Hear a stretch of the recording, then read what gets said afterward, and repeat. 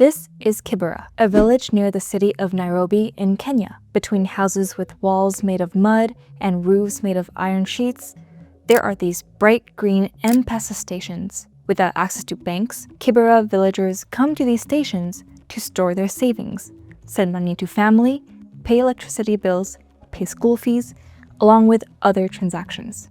I use everything, almost everything. I use M-Pesa. M-Pesa is very easy, faster, and convenient. M-Pesa is a mobile finance software that has transformed Kenya's economy, sometimes for worse, but mostly for better. With 60% of Kenya's GDP flowing through M-Pesa, the software has extended its arms from the most populous cities to the most rural, unbanked regions of Kenya. M-Pesa? Yeah, we take M-Pesa. Oh. Yeah, of course they do. M-Pesa? M-Pesa, we can accept. Now this is the real test. Can I buy newspapers using M-Pesa? This allowed the entire nation to access financial services, regardless of the customer's socioeconomic status. Similar to UPI in India, M-Pesa had an exponential growth, with over 60 million active users today. This is how it happened. For context, this video draws on an ethnographic study done by Olga, a researcher from the University of Edinburgh, and now owner of a psychological research firm. An ethnographic study is a qualitative research method that involves first-hand observation of a group's culture and behaviors in their natural environment.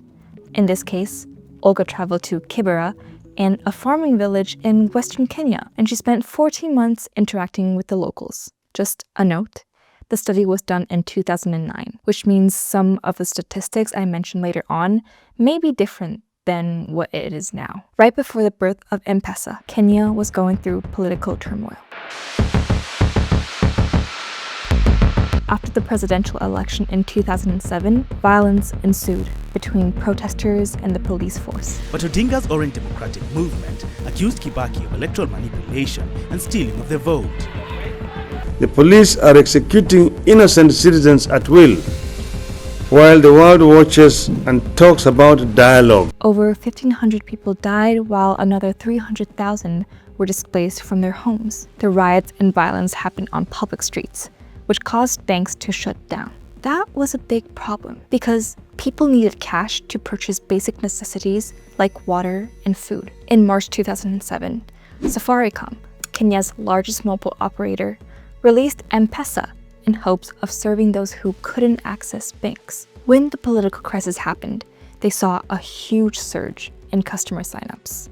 An M-Pesa agent based in the city of Eldoret shared, "I was serving over 600 customers per day. Guys had no other way of getting money. After they finished the transaction, they ran out of here and looked for transport. They wanted to go home." During those unstable times, M-Pesa became one of the only means through which people could access cash. In another part of Eldoret, a single mother of 2 kids was raided by a group of young men who also burned her house. She called her sister for help, and her sister was able to send her survival money through M-Pesa. She used money to buy daily bread for the entire family and transport back to her rural home to seek refuge. See, when financial services were inaccessible in Kenya, especially during these post-election conflicts, M-Pesa enabled Kenyans to transact small amounts of money, which is an act that saved many, many lives. The conflict slowly settled down, but M-Pesa usage remained high.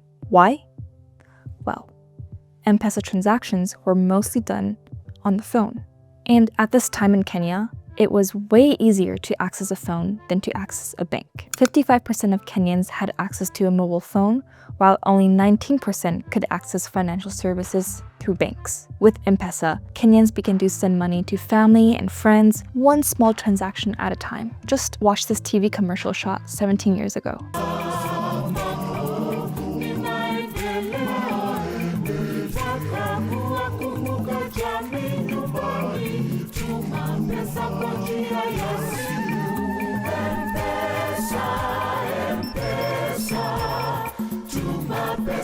Now you can send Pesa fast and safe using Safaricom's new service, M-Pesa. People paid utility bills through M-Pesa. School teachers received their salaries through M-Pesa. There we go. This is Mosh, a good friend of mine who grew up in Kenya and is now an engineer. Here, he talks about how his dad was building a warehouse for a welding project, and to pay his warehouse workers, they used M-Pesa.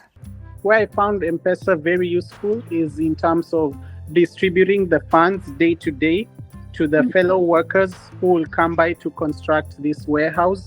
Don't want to use M-Pesa? Well, here are your alternatives. 1. You can physically transfer cash by foot. 2.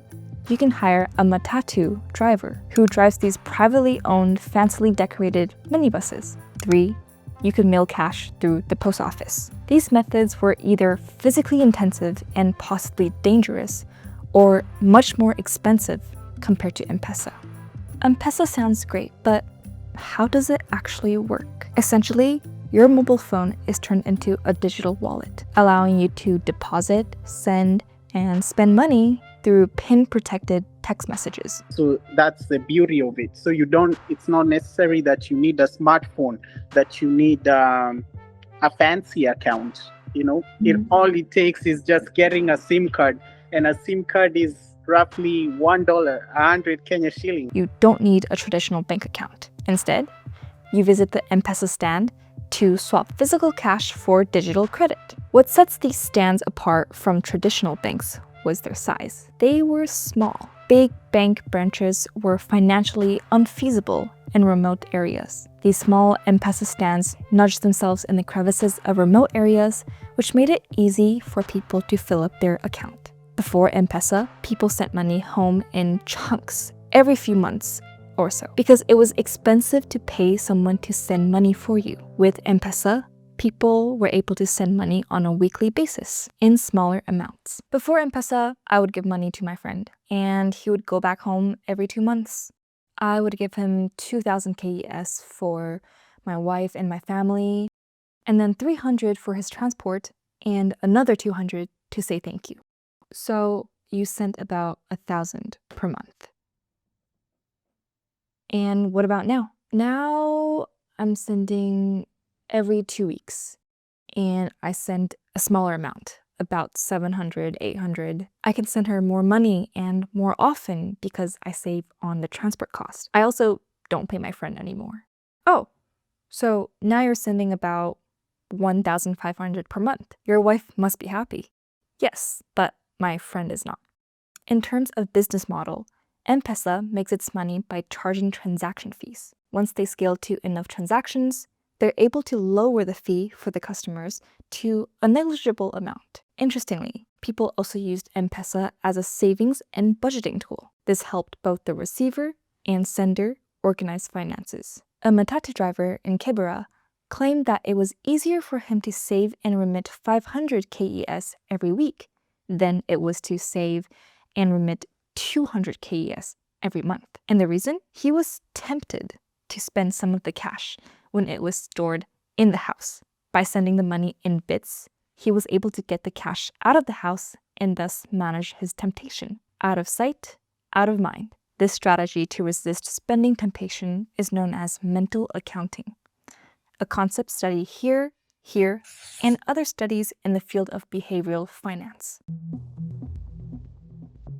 But it's not all rainbows and sunshine. There's a goofy side effect when cash is easily transferred. People begin asking for more money. On one occasion, a young woman entered an M-Pesa shop in Kibera. She asked the agent to drop her from M-Pesa because the service was making her broke. She was receiving demands for money almost daily since her rural relatives found out that she was a customer. Here's another story. I'm now getting calls from my distant cousins who are struggling. Some I have not seen in years. They call and ask for money. They tell me that I should send money because it is easy to send. They tell me that they have an M-Pesa agent at their rural home. Another side effect with M-Pesa is that because people can send money digitally, they aren't visiting home as often. One user shares, Before, I went home every month to bring family money. I don't have to do that now. I can send through M-Pesa and save money on travel. This is good for my wife.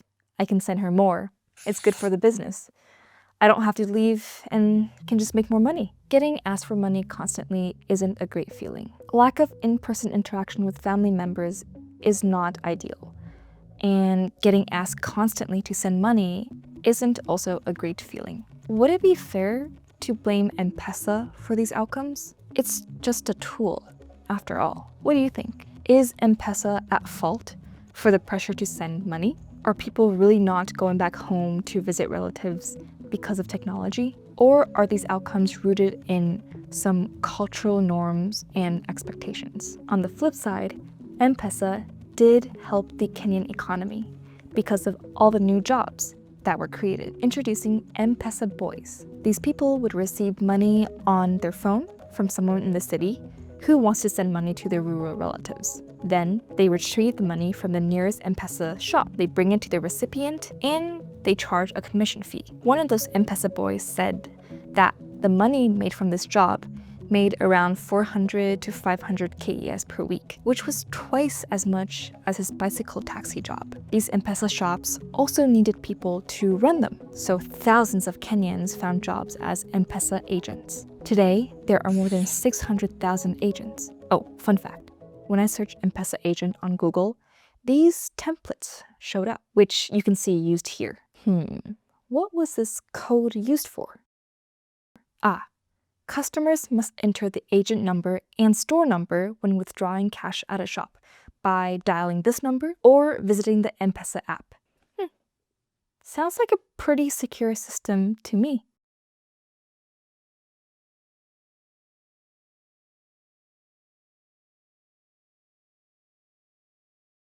Needless to say, M-Pesa was great for the Kenyan economy. It created jobs and brought the unbanked back to the banking system.